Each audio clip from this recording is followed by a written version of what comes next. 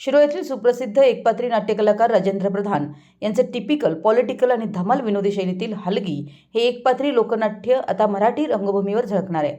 कलाविश्व रंगभूमी निर्मित या लोकनाट्याचा शुभारंभ प्रयोग रविवार दिनांक 15 मार्च रोजी दुपारी 3 वाजता सांगली येथील विष्णुदास भावे नाट्य मंदिरात होणार असून या प्रयोगाची रंगभूमी प्रेमींमध्ये उत्सुकता निर्माण झाली आहे।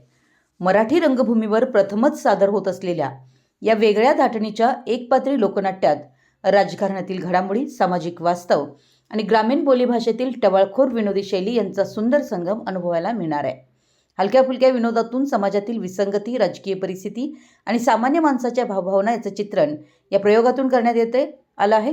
हलगी या लोकनाट्याची खासियत म्हणजे एका कलाकारानं अनेक व्यक्तिरेखा साकारत प्रेक्षकांना वेगवेगळ्या भावविश्वात नेण्याची अनोखी शैली।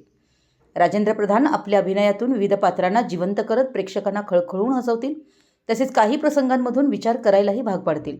त्यामुळे हा प्रयोग केवळ मनोरंजन न राहता विचारप्रवर्तक अनुभव देणारा ठरणार आहे। राजेंद्र प्रधान यांचे एकपात्री नाट्यप्रयोग यापूर्वीही रसिकांच्या पसंतीस उतरलेत।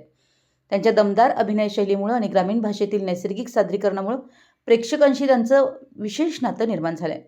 हलगी या नव्या प्रयोगातून ते पुन्हा एकदा रंगभूमीवर आपली वेगळी छाप उमटवणार आहेत।